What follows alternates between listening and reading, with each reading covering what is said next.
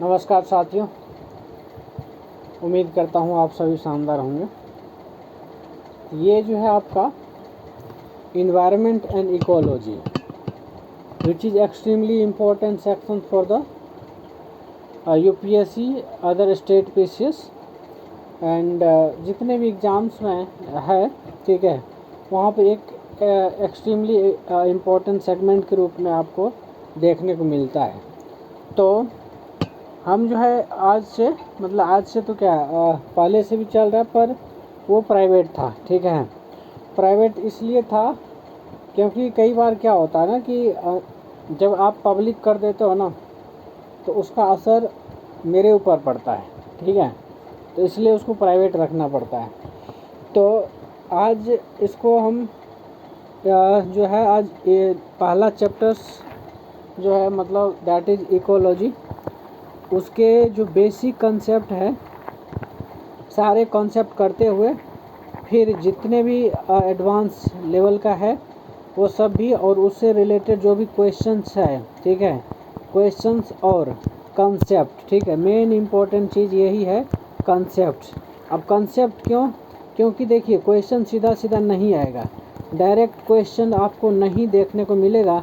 तो ऐसे कंडीशन में आपको क्या करना पड़ेगा कि कंसेप्ट समझना पड़ेगा, ठीक है।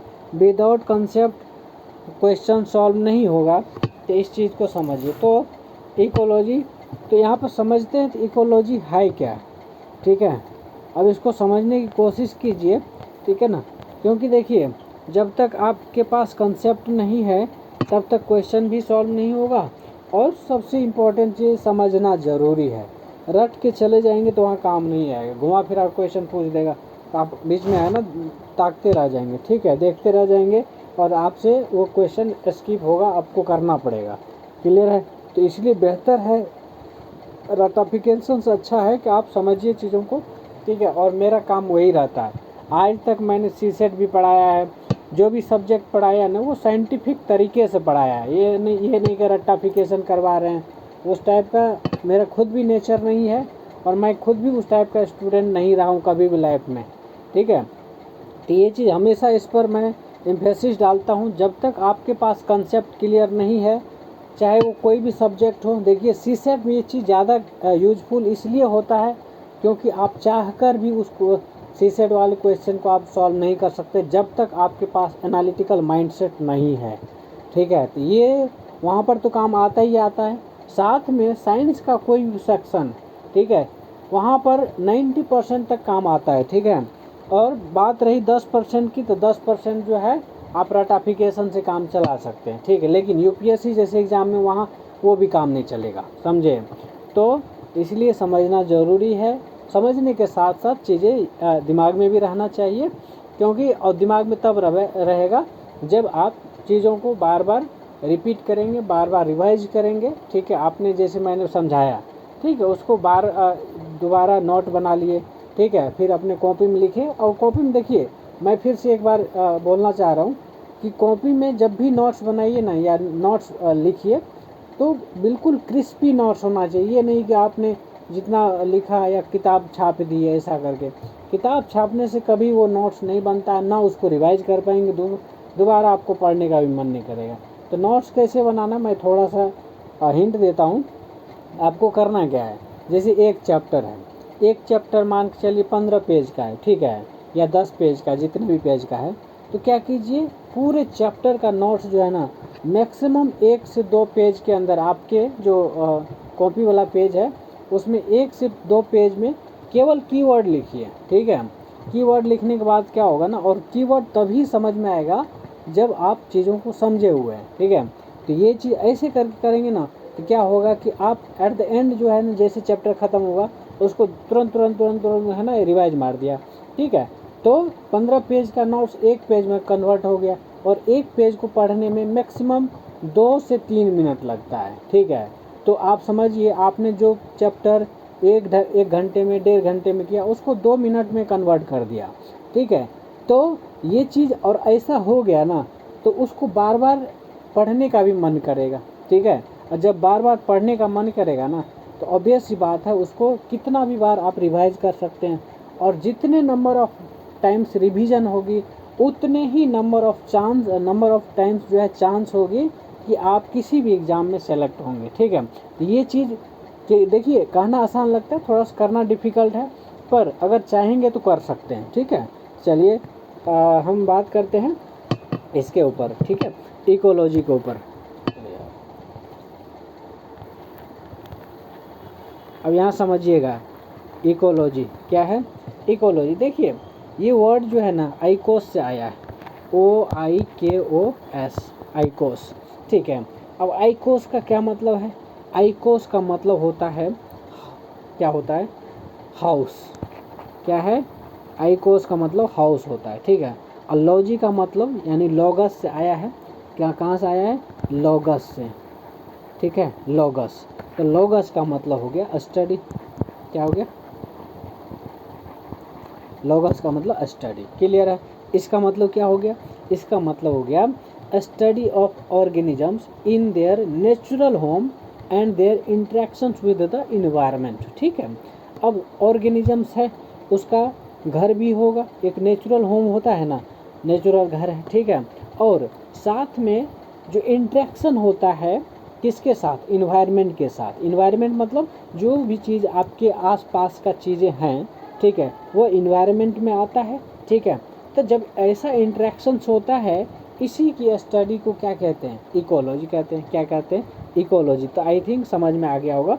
तो सिंपल टर्म में समझिए, ऑर्गेनिजम्स और उसके इन्वायरमेंट के बीच का जो रिलेशनशिप है ना, उसका जो साइंस है, उसका जो स्टडी है, this is called ecology. Right, this is called ecology. बस इतना समझना है। ठीक है, देखिए समझना ज़्यादा ज़रूरी है। पढ़ाने के लिए बहुत सारे लोग पढ़ा रहे हैं। ठीक है, बहुत सारे लोग है ना उठ पटांग चीज़ें बोल के है ना आपको आपका टाइम वेस्ट करता है। ठीक है, आप उसमें बिजी रहते हो, दिन भर आप टाइम वेस्ट करते हो, लेकिन जब कोई काम का चीज़ें बताता तो वहाँ स्किप करके निकलते हो। ये मुझे पता है, यही वजह है इंडिया की ये सिचुएशन बना हुआ है। आज भी है ना लोगों के पास रियल नॉलेज है नहीं, वो उल्टा सीधा चीज़ें पढ़ रहे हैं, उल्टा सीधा चीज़ें देख रहे हैं। ठीक है, तो ऑब्वियस सी बात है, कहाँ से रियल लाइफ में जो अब प्रैक्टिकल चीज़ होता है ना, वो उससे दूर भाग रहे हैं धीरे धीरे। ठीक है, इस चीज़ को समझिए। जब तक आपके पास एक अच्छी समझ नहीं आएगी ना, तब तक कोई भी सब्जेक्ट कमांड नहीं कर पाएंगे। ठीक है, तो ये चीज़ है। तो मैं इकोलॉजी को आई थिंक जस्ट समझाने में जस्टिस कर पाया हूँ। ठीक है, अपने लैंग्वेज में जितना सिंपल हो सकता है मैंने समझाया, और इससे ज़्यादा सिंपल है ना कोई समझा भी नहीं सकता है। ठीक है, ये चीज़ है। दूसरी बात, जो इकोलॉजी है, ठीक है, उसको और सिंपल भाषा में 2 वर्ड में कन्वर्ट करना है, तो इकोलॉजी को ऐसे समझ लीजिए। ठीक है, देखिए इकोलॉजी का मतलब हो गया कि क्या कहते हैं, ऑर्गेनिजम्स। क्या है? ऑर्गेनिजम्स प्लस इन्वायरमेंट, और उसके साथ जो इंटरेक्शन है, उसके साथ जो इंटरेक्शन है उसको कहते हैं और क्या कहते हैं? इकोलॉजी। तो मैंने 3 वर्ड में समेट दिया। कितने वर्ड में? 3 वर्ड में समेट दिया इकोलॉजी क्या है। और ये चीज़ अगर समझ में आ गया ना, तो कोई भी चीज़ पढ़ेंगे ना पिक्चर क्लियर रहेगा। अच्छा, इकोलॉजी इसको कहते हैं। ठीक है, जैसे इकोलॉजी समझ में आ गया, उससे रिलेटेड जो भी कंसेप्ट होगा फटाफट दिमाग में सेट होगा। ठीक है, तो ये यहाँ पर जो है ना ये फ़ायदा होने वाला है। ठीक है, चलिए अब बात करते हैं जो इसके पार्ट्स हैं, मतलब क्या कहते हैं, जो इकोलॉजी के पार्ट्स हैं वो क्या क्या है। तो देखिए इकोलॉजी जो है बायोटिक भी हो सकता है। क्या हो सकता है? बायोटिक। अब समझाते हैं बायोटिक क्या होता है और बायोटिक क्या होता है। दूसरा है अबायोटिक। क्या है? अबायोटिक। समझे? अब देखिए बायोटिक और अबायोटिक में डिफरेंस क्या है। बायोटिक जो होता है ना वो लिविंग है। बायो से वर्ड बना है बायोटिक। क्या बना है? बायो। बायो का मतलब आपने बचपन से पढ़ते आ रहे होंगे।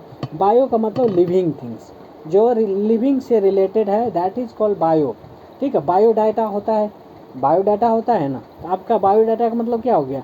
आपका लिविंग चीज़ें, मतलब डॉक्यूमेंट्स जो भी आपने अपने बारे में बताया है। ठीक है, तो वो चीज़ें उसी तरीके से इंसान का ऑटोबायोग्राफी होता है। ठीक है, ऑटो मतलब सेल्फ, बायोग्राफी मतलब अपने बारे में जब लिखते हैं, कोई चीज़ लिविंग के चीज़ें के बारे में जब लिखते हैं, दैट इज़ कॉल्ड ऑटोबायोग्राफी।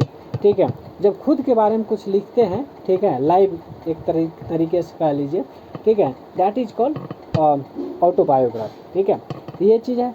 तो इकोलॉजी जो है बायोटिक हो सकते हैं और बायोटिक हो सकते हैं, ठीक है। तो बायोटिक में क्या क्या आ जाएगा, जितने भी लिविंग है, चाहे वो प्लांट्स हो, एनिमल्स हो, माइक्रोब्स हो, ये सब जितने हैं बायोटिक फैक्टर्स में आते हैं, लिविंग थिंग्स में आते हैं। उसके बाद अबायोटिक में, इसमें अ लग गया, अ मतलब नहीं होता है, अ मतलब नहीं होता है, इसका मतलब हो गया जो लिविंग नहीं है, जो लिविंग नहीं है, दैट इज कॉल्ड अबायोटिक। क्या है, that is called abiotic. Clear है, ये चीज़ है। तो नॉन लिविंग जितने भी है, air, water, temperature, light, soil, rock, कपड़े लत्ते, जो भी है, ठीक है, ये सारे के सारे क्या आ जाता है, अबायोटिक में आ जाता है। किस में आता है, अबायोटिक में, ठीक। अब देखिए इकोलॉजी क्या है, एक मैंने समझा है साइंटिफिक स्टडी किसका, इंटरेक्शंस का, किसके बीच, ऑर्गेनिजम्स और फिजिकल इन्वायरमेंट के साथ, ठीक है। तो एक तरह से अब आप इंग्लिश में भी लिख लीजिए इसको, ecology is the scientific study of interaction of organisms with each other and with their physical environment, right? So this is ecology, ठीक है, ये चीज़ है। उसके बाद जो है इसके लेवल होते हैं, लेवल ऑफ ऑर्गेनाइजेशन, ठीक है, level of organisation in ecology, level of organisation in ecology, ठीक है, level of organism in ecology, ठीक है। देखिए क्या क्या लेवल समझिए बोले, लेवल ऑफ ऑर्गेनाइजेशन, ठीक है, level of organisation in ecology, clear है, level of organisation in ecology. तो देखिए एक है ऑर्गेनिज्म, क्या है, ऑर्गेनिज्म। अब ऑर्गेनिज्म से ऊपर जाएंगे, ऑर्गेनिज्म का मतलब क्या हो गया, जो भी इंडिविजुअल लिविंग बीइंग है, क्या है, इंडिविजुअल लिविंग बीइंग है वो ऑर्गेनिज्म है, ठीक है। आप मछली देख रहे हैं, है ना, पेड़ देख रहे हैं, इंसान देख रहे हैं, ठीक है, जितने भी चीज़ है ये ऑर्गेनिजम्स एक इंडिविजुअल है, क्या है, इंडिविजुअल है। उसके बाद जो उससे आगे बढ़ेंगे आपका आता है पॉपुलेशन, क्या आता है, पॉपुलेशन। अब ये क्या मतलब है, पॉपुलेशन का मतलब है group of individual of same species living in a specific area, किसी भी स्पेसिफिक एरिया में सेम स्पेसीज का जो ग्रुप होता है, ठीक है, उसको हम पॉपुलेशन कहते हैं। जैसे मान के चलिए कोई एरिया है, आपका विलेज है तो वहाँ उसका पॉपुलेशन है ना, आपका एक टोला है वहाँ पर क्या है, लोगों का पॉपुलेशन है ना।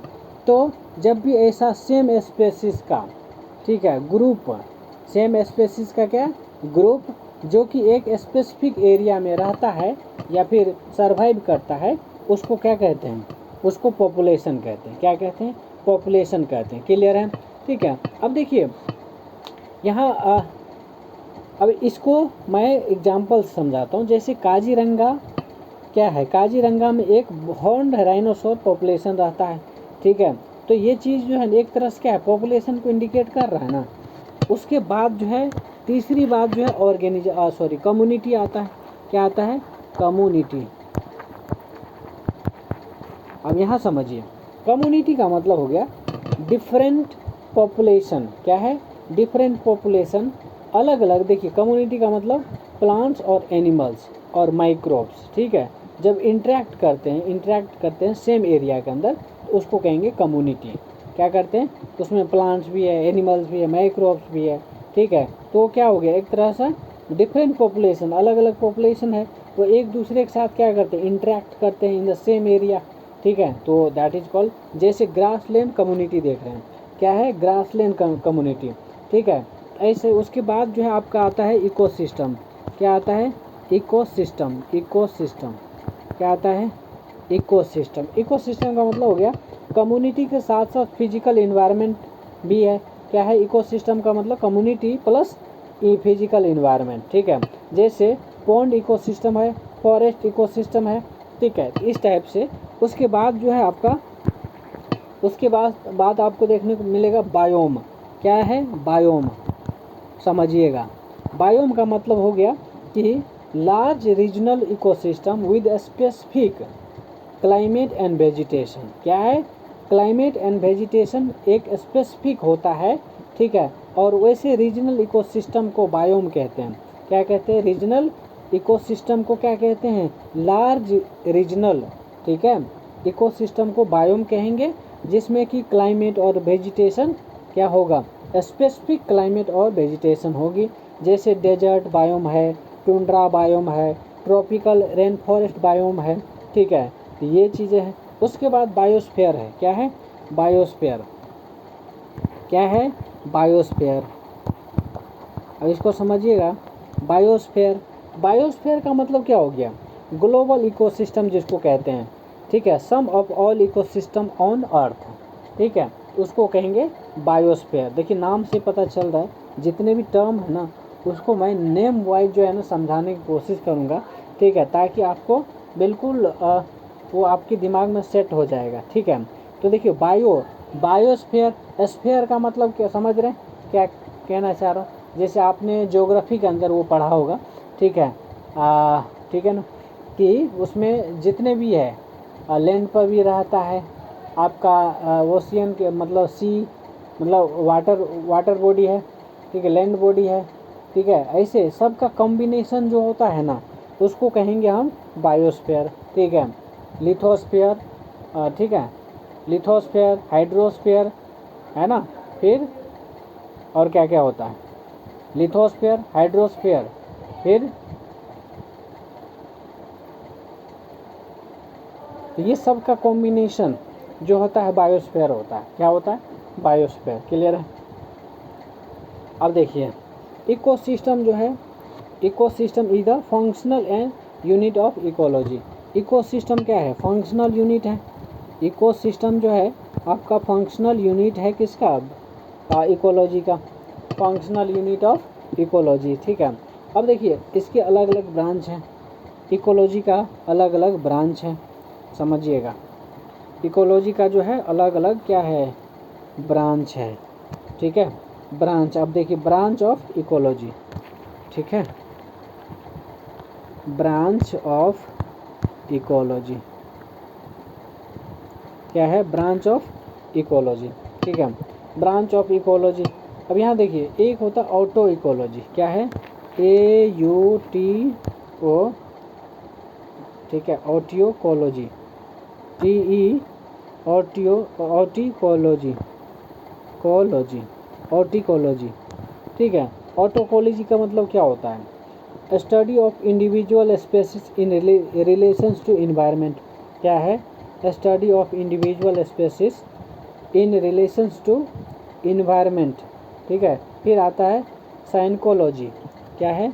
ये समझ में, स्पेलिंग मिस्टेक मत कीजिएगा, यह OT है, ऑटिकोलॉजी, AUTECOLOGY, ठीक है। तो स्पेलिंग जो है थोड़ा सही लिखिएगा, स्पेलिंग फिर से मैं लिख दे रहा हूँ, AUTE ऑटिकोलॉजी, COLOGY, ऑटिकोलॉजी, ऑटिकोलॉजी, ठीक है। यानी कि ये स्टडी है किस चीज़ का? इंडिविजुअल स्पेसीज की स्टडी है, ठीक है, विद रेस्पेक्ट टू इन्वायरमेंट, ठीक है, तो दैट इज़ कॉल्ड ऑटिकोलॉजी। उसके बाद सिनकोलॉजी आता है। क्या आता है? सिनकोलॉजी, सिनकोलॉजी, सिनकोलॉजी, SYNECOLOGY, सिनकोलॉजी। सिनकोलॉजी का मतलब हो गया स्टडी ऑफ ग्रुप्स, है ना, या फिर कम्युनिटी ऑफ ऑर्गेनिजम्स। क्या है? Study of group. क्या है? स्टडी ऑफ ग्रुप्स की बात करते हैं, स्टडी ऑफ ग्रुप्स या कम्युनिटी, ठीक है, उसको कहेंगे सिनकोलॉजी। उसके बाद होता है हैबिटेट इकोलॉजी। क्या है? Habitat ecology. तो हैबिटेट इकोलॉजी का मतलब क्या होता है बताइए? हैबिटेट इकोलॉजी का मतलब हो गया स्पेसिफिक हैबिटेट, ठीक है। क्या होता है? Specific habitat, forest, desert, grassland, ठीक है, सब जो है हैबिटेट इकोलॉजी के अंदर आ जाता है, ठीक है। उसके बाद पॉपुलेशन इकोलॉजी होता है। क्या होता है? Population ecology. पॉपुलेशन इकोलॉजी का मतलब हो गया growth, density, regulation of species, ठीक है, ये सब जो है आपका पॉपुलेशन इकोलॉजी में आ जाता है, ठीक है, पॉपुलेशन इकोलॉजी में आ जाता है, क्लियर है। फिर उसके बाद आता है कम्युनिटी इकोलॉजी। कम्युनिटी इकोलॉजी का मतलब हो गया composition interaction among different species, among different species, that is called community ecology. क्या है? कम्युनिटी इकोलॉजी, क्लियर है। अब आता है ह्यूमन इकोलॉजी। क्या है? Human ecology. देखिए ह्यूमन इकोलॉजी, ठीक है, मैं शॉर्ट में लिख रहा हूँ क्योंकि देखिए बोर्ड पे स्पेस कम है, ठीक है, यहाँ पर जो तुरंत भर जाता है, इसलिए थोड़ा सा आप काम चलाइएगा शॉर्ट में, ठीक है, क्योंकि देखिए ये जो है इतना स्पेस है नहीं यहाँ पर, ठीक है, तो सोच रहा हूँ डिस्प्ले बढ़ा लूँ, ठीक है, तो जब डिस्प्ले बड़ा हो जाएगा तो उस पर फैला कर लिख सकते हैं, क्लियर है। यहाँ पर स्पेस कम मिल रहा है इसलिए ज़्यादा लिखने में पॉसिबल मतलब वो नहीं हो पा रहा, ठीक है। तो ह्यूमन इकोलॉजी के अंदर हम देख रहे हैं कि ह्यूमन इन्वायरमेंट रिलेशनशिप को इंडिकेट करता है। ह्यूमन और उसका जो इन्वायरमेंट के साथ रिलेशन है उस स्टडी को ह्यूमन इकोलॉजी कहेंगे। क्या कहेंगे? Human ecology. क्लियर है? क्लियर है? बताइए। ह्यूमन इकोलॉजी, ठीक है।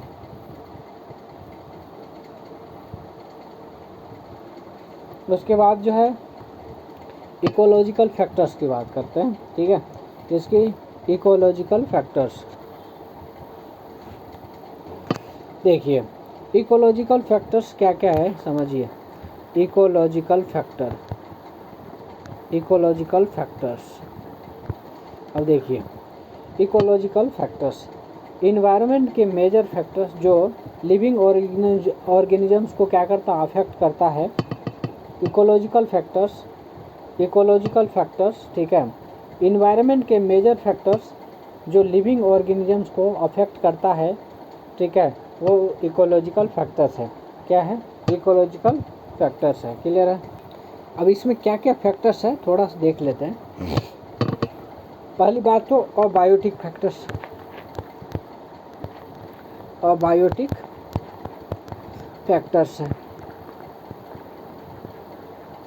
अब देखिए अबायोटिक फैक्टर्स में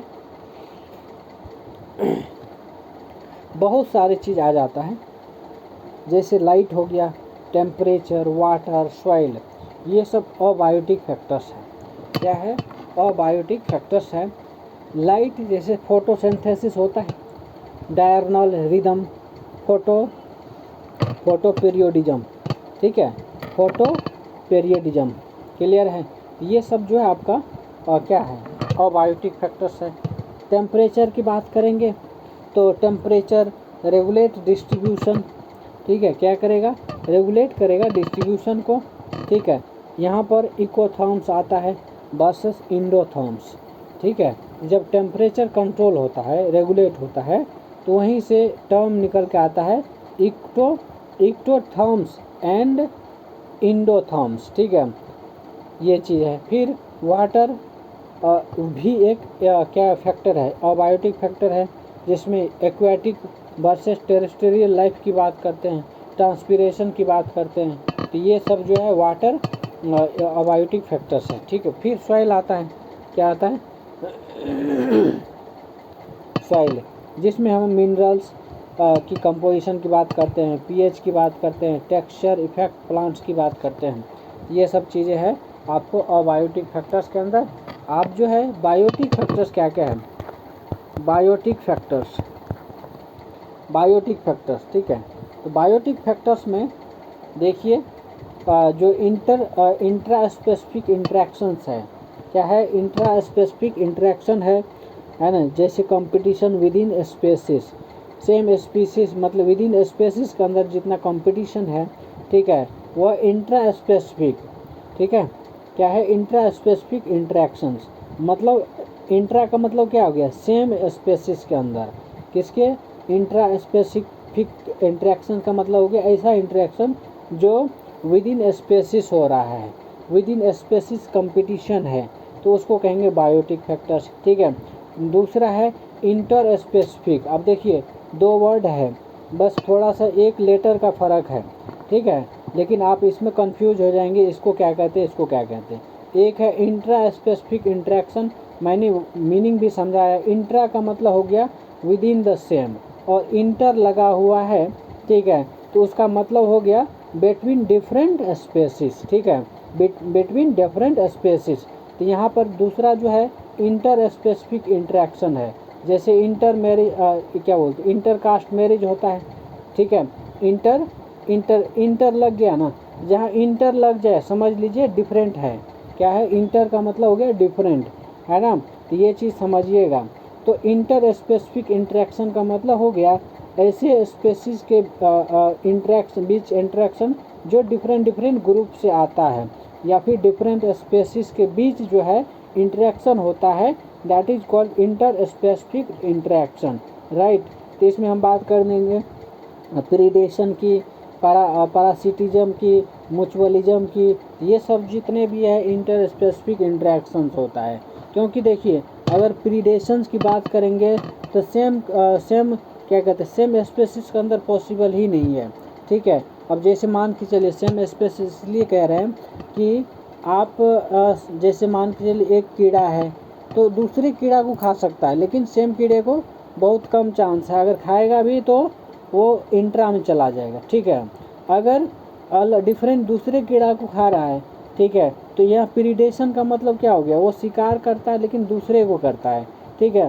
तो ये चीज़ जो है क्या है आपका inter specific interaction, I think समझ में आ गया होगा, ठीक है। वैसे ही जो है पैरासिटिज्म है, म्यूचुअलिज्म है, तो ये सब जो है ना इंटर स्पेसिफिक इंटरेक्शंस हैं, ठीक है। ये हो गया बायोटिक फैक्टर, क्लियर है, यहाँ तक क्लियर है, बताइए बायोटिक फैक्टर्स क्लियर है।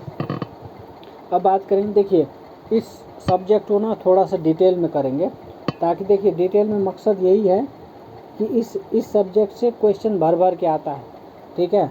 मैं ठीक है ना, ये यहाँ से आपको जो है ना भर भर के क्वेश्चन आता है, और इसको मैं डिटेल में जो है समझाऊंगा ताकि आपको कंसेप्ट क्लियर हो साथ में, ठीक है ना। बाकी सब्जेक्ट में शॉर्ट में भी काम चला सकते हैं, लेकिन यहाँ पर जो है ना शॉर्ट में मैं वैसे भी किसी भी सब्जेक्ट को शॉर्ट में समझाता ही नहीं हूँ। इवन कि CSET को इतना खोल खोल के समझा देता हूँ कि आज भी जो स्टूडेंट्स मेरे से एक बार पढ़ लेते हैं ना थोड़ा लंबे टाइम के लिए, मतलब दिल से जब पढ़ लेते हैं फिर उसको छोड़ने का मन नहीं करता, अगर दूसरा बार ज़रूरत पड़ता है तो मेरे ही पास आता है, ये मैं श्योरिटी के साथ बोल सकता हूँ, ठीक है। लेकिन अब क्योंकि अभी लोगों को पता नहीं है क्या है नहीं है, तो क्या होता है उसमें कि जब जानकारी नहीं है किसी के बारे में तो आप वहाँ पर आप वैल्यू नहीं देते हो, ठीक है। जब टाइम निकलता है और जब पता चलता है अच्छा ऐसे भी कोई है जो इतने सलीके से इतने शानदार तरीके से समझा देता है, ठीक है, तब बाद में उसको पछतावा होता है, समझे। यही है, क्योंकि देखिए अभी तक जितने भी स्टूडेंट्स हमने पढ़ाए हैं ना लगभग लोग वो सारे के सारे अटेम्प्टर है, किसी को 6th अटेम्प्ट रहता है, 5th अटेम्प्ट रहता है, ठीक है, तब हमको जाके, है ना।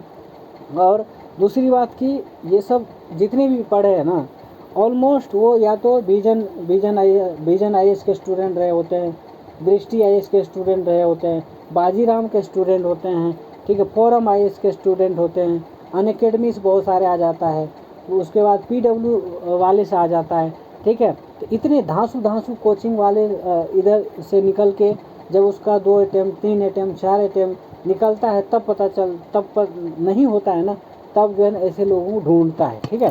तो ये है, तो फ़र्क तो है।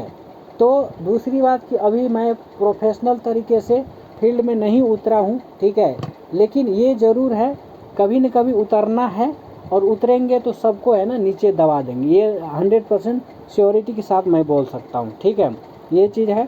तो क्योंकि देखिए मैंने डिफरेंस देखा है, ठीक है ना। आपके पास किसी भी आप कोचिंग चले जाइए उसके एक मॉड्यूल होता है, उस मॉड्यूल को चाहे फैकल्टी हो कोई भी हो वो उतने मॉड्यूल रट के आता है, और वो सेम वो डिक्टो आप किसी भी कोचिंग कोई जो कोचिंग किया हुआ है ना उससे आप पूछ लीजिएगा, ठीक है, तो डिक्टो उससे ना एक एक्स्ट्रा पढ़ाएगा और ना कम पढ़ाएगा, ठीक है, सेम और डिक्टो जो लिखा देता है वो, क्योंकि उसको रटा हुआ है चीज़ें, ठीक है ना। वो अगर रटा हुआ नहीं है तो पहले रट के आएगा तब जाके आपको समझाता है, तो फ़र्क है, मैंने देखा बहुत फ़र्क है। इवन कि मैंने जितने स्टूडेंट को पढ़ाया है वो डायरेक्टली यही बोलते हैं कि देखो उसका एक मॉड्यूल होता है, ठीक है, उसके उस मॉड्यूल का आगे पीछे बढ़ता ही नहीं वो, ठीक है।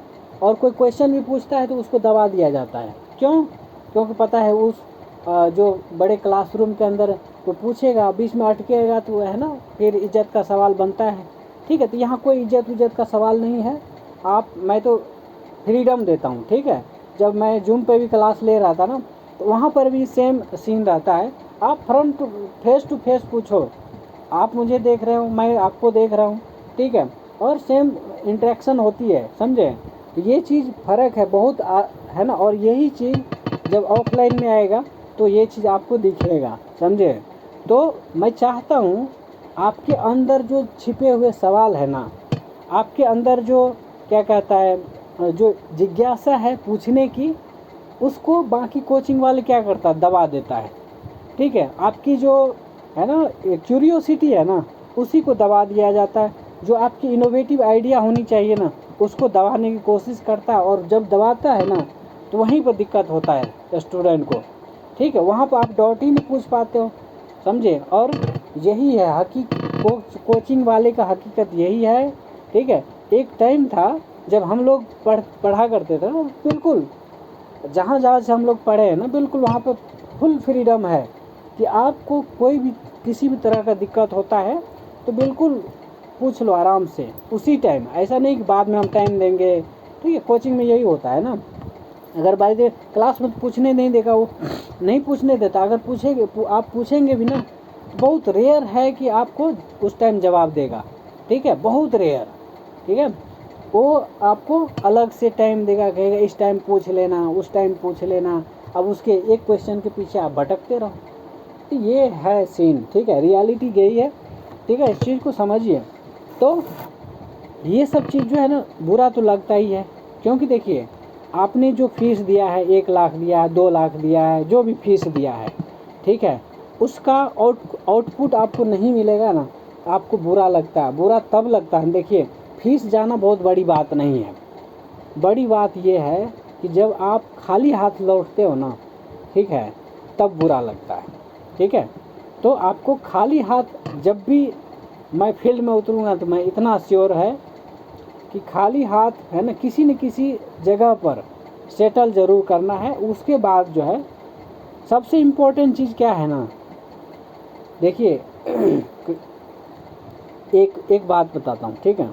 सबसे इम्पोर्टेंट चीज़ ये है कि आप अगर किसी कोचिंग में इनरोलमेंट लिए हैं, उसके बाद जो है आपको पता चल रहा है आपने कुछ पढ़ा ही नहीं है, ठीक है, आपने कुछ समझा ही नहीं है, ये तो सबसे क्या है, दुर्भाग्य की बात है। और ये कैसे होता पता है, मैंने ऑलरेडी इस चीज़ को समझाया है, ठीक है। तो आपकी क्यूरियोसिटी मार देता है लोग, ठीक है। तो यही चीज़ है, फ़र्क है। तो ये है, अब देखिए कोई नहीं, अभी फेस वैल्यू मुझे फ़र्क भी नहीं पड़ता है ना, फेस वैल्यू नहीं है, ठीक है। लेकिन जिस दिन फेस वैल्यू बनेगा ना, तो मैं देखिए बेवकूफ़ बनाने वाला काम तो एटलीस्ट नहीं होने वाला है यहाँ पर, होने भी नहीं दूंगा, ठीक है। जो भी आदमी जो भी हमसे कनेक्ट होंगे ना, ठीक है, चाहे फैकल्टी हो चाहे कोई भी हो, किसी को भी बेवकूफ़ बनाने वाले काम करने ही नहीं देने वाला हूँ। आज के डेट में क्या है, लोग बेवकूफ़ बना के इमोशनल ब्लैकमेल कर के आपको खींच ले रहा है, आपको समझ ही नहीं आ रहा है, ठीक है। ये हकीकत है, समझे। तो चलिए अब टॉपिक पे आ जाते हैं। तो हाँ, बायोटिक फैक्टर समझ गए। उसके बाद जो है इकोलॉजिकल कंसेप्ट, ये सब इसलिए बताना पड़ रहा है क्योंकि ये जो आज के यूट्यूबर टाइप से जो लोग बन रहे हैं ना, अपने आप को शो करता है हम ऐसे है वैसे है, वो दरअसल है कुछ नहीं, दिखावा ज़्यादा है, ठीक है, और करता धरता कुछ है नहीं, ठीक है। ये चीज़ है, इसलिए मुझे बोलना पड़ रहा है, आपको अवेयर करना ज़रूरी है, ठीक है। आपकी रिस्पॉन्सिबिलिटी है, आपकी काम है कि आप उसको कितने जल्दी समझ पाते हैं, ठीक है, इसलिए समझाना ज़रूरी है। उसके बाद जो है, और ये चीज़ देखिए इस फील्ड में खास करके, बाकी सब फील्ड में मैं कह ही नहीं सकता हूँ कि कोई ग्रुप डी को पढ़ाता है, क्या पढ़ाता है, नहीं पढ़ाता है, ठीक है, क्योंकि उस लेवल के बच्चे को ना पता है। कोई टीचर कुछ भी पढ़ा के चला जाता है ना, तो बच्चे को जल्दी पता भी नहीं चलता है, ये हकीकत है, क्योंकि उस लेवल के तैयारी करने का मकसद ही है वो है ना, लेबर मजदूरी करेगा साथ में पढ़ भी लेगा, काम करेगा साइड में साथ में पढ़ भी लेगा। तो देखिए मैं उनको दोष नहीं देता हूँ, लेकिन जो पढ़ाता है ना उनको, ठीक है, वो उसका फ़ायदा उठाता है। फ़ायदा इसलिए मैं कह रहा हूँ फ़ायदा उठाता है क्योंकि उसको लगता है इसको तो कुछ भी पढ़ा दूंगा तो पता ही नहीं चलेगा, वो हमें पकड़ भी नहीं पाएगा। ठीक है, तो है ना, गलती है ना फैकल्टी साइड से है, टीचर साइड से है। ठीक है, तो ये चीज़ है। तो उस लेवल के फैकल्टी भी, टीचर भी ऐसा ही होता है, समझे? तो इस चीज़ को समझिए। हाँ, उसमें भी बहुत अच्छे टीचर हैं, लेकिन उसकी फेस वैल्यू नहीं बन पाता है। क्यों? क्योंकि उसको फालतू बकैती करने नहीं आता है। ठीक है, आज के डेट में बकैती ज़्यादा करो तो फेस वैल्यू बन जाता है, समझे? ये चीज़ है।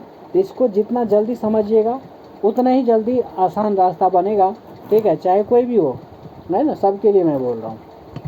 ठीक है, चलिए उसके बाद जो है हाँ, इकोलॉजिकल कॉन्सेप्ट समझिएगा थोड़ा सा। ठीक है, क्या है इकोलॉजिकल कॉन्सेप्ट? अब देखिए यहाँ जो है हैबिटाट वर्सेस नीश, दोनों को समझिए। दोनों टर्म जो है इम्पोर्टेंट है। ठीक है, कहीं कहीं पे यूज हो जाएगा इसका और आपको पता भी नहीं चलेगा। ठीक है, तो कंसेप्ट समझना ज़रूरी है। देखिए हैबिटाट का मतलब हो गया एड्रेस ऑफ एन ऑर्गेनिजम्स, जहाँ वे रहता है, मतलब जहाँ वे रहते हैं। ठीक है, address of an organisms where it lives is called habitat. Niche का मतलब हो गया प्रोफेशन ऑफ एन ऑर्गेनिजम्स, मतलब रोल इन इकोसिस्टम। क्या है? Role in ecosystem. इकोसिस्टम में रोल क्या है उसका? ठीक है, उसका प्रोफेशन क्या है उस ऑर्गेनिज्म का? तो वो प्रोफेशन जो होता है ना ऑर्गेनिजम्स का, उसी को हम नीश कहते हैं। क्या कहते हैं? नीश कहते हैं। स्पेलिंग समझिए, NICHE, नीश। ठीक है, तो ये जो प्रोफेशन है या फिर फंक्शन है एक ऑर्गेनिज्म इकोसिस्टम का, मतलब इकोसिस्टम के अंदर किसी भी ऑर्गेनिज्म का फंक्शन जो है that is called niche. Example, lion का हैबिटाट। ठीक है, क्या है? लायन का habitat. Forest niche carnivorous predator. क्या है? Carnivorous predator. तो उस इकोसिस्टम के अंदर, ठीक है, वो क्या करता है? ठीक है, प्रीडेटर का काम। ठीक है, तो ये एक तरह का नीश हो गया। ठीक है, अब यहाँ पे देखिए, दो species can not occupy the same niche. क्या है? Two species can not occupy the same niche indefinitely. ठीक है, इसी को कहते हैं गॉस कॉम्पिटिटिव एक्सक्लूजन प्रिंसिपल। क्या कहते हैं? Gauss competitive exclusion principle. ठीक है, तो ये चीज़ है, इसको समझिएगा। उसके बाद हम बात करेंगे इकोलॉजिकल एडेप्टेशन। क्या है? Ecological adaptation. अब देखिए, organisms adapt according to abiotic condition. क्या है? Organisms adapt according to abiotic condition. Structural adaptation, thick fur in polar bear. ठीक है, स्ट्रक्चरल एडेप्टेशन है, thick fur in polar bear. Behaviour adaptation, migration of birds. Physiological adaptation, herbivorous. ठीक है, या फिर hibernation या स्टीवेशन। ये सब वर्ड जो है ना ध्यान में रखिएगा। ठीक है, हाइबरनेशन, स्टीवेशन, माइग्रेशन। ठीक है, ये सब काफ़ी इम्पोर्टेंट टर्म्स है और कहीं न कहीं ये टर्म जो है ना एग्ज़ाम में आपको देखने को मिल जाएगा। ठीक है, तो ये ध्यान रखिएगा। क्लियर है? चलिए अब बात करेंगे इकोलॉजिकल टॉलरेंस की। क्या है? Ecological tolerance. Ecological tolerance. ठीक है, इकोलॉजिकल टॉलरेंस का मतलब हो गया each species has tolerance limit for environmental factors, जैसे टेम्परेचर, सैलिनिटी, ये सब इसकी सहने की क्षमता होनी चाहिए। अब जैसे मान के चलिए कोई 35 डिग्री टेम्परेचर पर रहने का आदत लग गया किसी को, उसको आप 70 डिग्री टेम्परेचर पर देखिए तो फिर जल जाएगा वो। ठीक है, उसको टॉलरेंस कैपेसिटी नहीं है, तो टॉलरेंस लिमिट होता है। क्या होता है? टॉलरेंस लिमिट होता है, तो that is called ecological tolerance. क्या है? इकोलॉजिकल टॉलरेंस है। ठीक है, इस चीज़ को समझिएगा। फॉर इन्वायरमेंटल फैक्टर्स, ठीक है, ये है। फिर लॉ ऑफ टॉलरेंस, क्या है, लॉ ऑफ टॉलरेंस, सेल फॉर टू मच और too little factors survival impossible होता है यहाँ चीज़, ठीक है। फिर corals need 20 to 30 degree temperature में क्या होता है, कोरल्स जो है सर्वाइव करता है ना, with high salinity clear water, ठीक है। इसी वजह से कोरल रीफ सिर्फ ट्रॉपिक में मिलता है। कहाँ पर मिलता है, ट्रॉपिक में, क्या बोलते हैं, ट्रॉपिकल रीजन में आपको देखने को मिलेगा कोरल, क्लियर है। तो ये चीज़ आपको ध्यान देना है। उसके बाद जो है पॉपुलेशन इकोलॉजी की बात करेंगे, किसकी, पॉपुलेशन इकोलॉजी। अब समझिएगा पॉपुलेशन इकोलॉजी, ठीक है। तो पॉपुलेशन इकोलॉजी का मतलब है कि population ecology that is the study of population dynamics. Population dynamics जो है उसको स्टडी करना, that is called population ecology, कि क्या कहते हैं, पॉपुलेशन इकोलॉजी, क्लियर है। अब इसके करेक्टरिस्टिक्स है पॉपुलेशन का, ठीक है।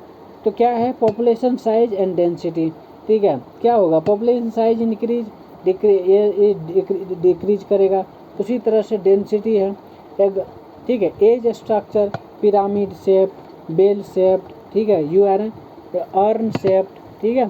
तो ये जो है एज स्ट्रक्चर हो गया। फिर नाटालिटी का मतलब हो गया बर्थ रेट, ठीक है, एंड मोर्टालिटी रेट, ठीक है। नाटालिटी का मतलब हो गया बर्थ रेट जो होता है, ठीक है। फिर मोर्टालिटी होता है death rate, mortality death rate, ठीक है। इमिग्रेशन एंड इमिग्रेशन, देखिए दोनों में स्पेलिंग में ये है डिफरेंस है। तो एक है IGRATION इमिग्रेशन, दूसरा है एमिग्रेशन EMIGRATION, ठीक है। देखिए दोनों अलग अलग है, ठीक है, दोनों जो है अलग अलग है, समझिएगा। दोनों का जो है ना, एक होता है जब इनसाइड में आता है, मतलब देखिए माइग्रेशन है ना, तो माइग्रेशन इमिग्रेशन भी होता है और एमिग्रेशन भी होता है। तो इमिग्रेशन का मतलब हो गया जब बाहरी आदमी है ना, बाहरी आदमी जब आता है, ठीक है, अंदर, ऐसे समझ लीजिए। इमिग्रेशन आई लगा हुआ है तो इनसाइड, और एमी लगा हुआ है एक्स मतलब बाहर, एक्स होता है एक्सो ऐसे करके, तो बाहर ऐसे समझ लीजिए, ठीक है। तो जब इमिग्रेट जो बाहर से लोग आता है अंदर की तरफ, ठीक है, जैसे मान के मैं एग्जांपल समझा देता हूँ। जैसे दो स्टेट है, बिहार और यूपी मान लीजिए, ठीक है, या कोई भी स्टेट मान लीजिए, दिल्ली ही मान लीजिए, ठीक है। दिल्ली है, तो दिल्ली में क्या होता है, हो सकता है दिल्ली का लोग बाहर जाए। जब दिल्ली का लोग बाहर जाएगा तो एमिग्रेशन होता है, ई, ठीक है। और जब बाहर के लोग दिल्ली आता है तो यहाँ के लिए इमिग्रेशन हुआ, ठीक है। क्या हुआ, इमिग्रेशन, मतलब जब अंदर आता है तो इमिग्रेशन, बाहर जाता है तो एमिग्रेशन, ठीक है। माइग्रेशन ही है ना, दोनों ही माइग्रेशन है, क्लियर है, ये चीज़ है, क्लियर है, ठीक है। तो ये अब बात करेंगे ग्रोथ मॉडल्स की, ठीक है। क्या है, ग्रोथ मॉडल,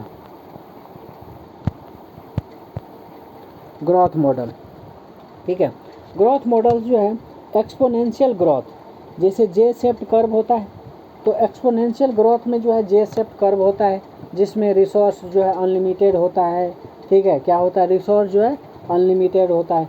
जैसे एग्जांपल देख सकते हैं, इन्वेसिव स्पेसिस लाइक वाटर, क्या बोलते हैं, हियासिंथ, ठीक है। तो ये सब जो है क्या है, एक्सपोनेंशियल ग्रोथ का एग्जांपल है, ठीक है। उसके बाद लॉजिस्टिक ग्रोथ है, जो कि एस शेप्ड कर्व होता है। क्या होता है, लॉजिस्टिक ग्रोथ जो है एस शेप्ड कर्व होता है। क्या होता है, एस शेप्ड कर्व होता है, ठीक है। जैसे कैरिंग कैपेसिटी, क्या है, कैरिंग कैपेसिटी डिफाइन करता है मैक्सिमम पॉपुलेशन इन्वायरमेंट सस्टेन कर सकता है, ठीक है। तो जो कैरिंग कैपेसिटी है वो डिफाइन करता है कि मैक्सिमम पॉपुलेशन इन्वायरमेंट सस्टेन कर सकता है, ठीक है, ये चीज़ है। उसके बाद बात करेंगे कम्युनिटी इकोलॉजी की, किसकी बात करेंगे, कम्युनिटी इकोलॉजी। एक बार दो डिलीट कर दो यार, ठीक है। क्या है, कम्युनिटी इकोलॉजी,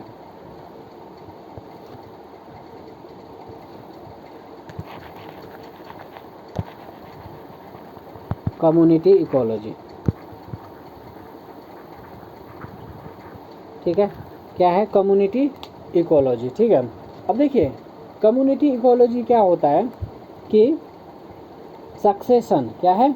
सक्सेशन और ये natural direction change in species, ठीक है, composition of an area over time. ठीक है, succession that is natural direction, क्या है? Natural direction change in species composition of an area over time. अब देखिए इसकी टाइप्स की अगर बात करेंगे तो प्राइमरी सक्सेशन होता है।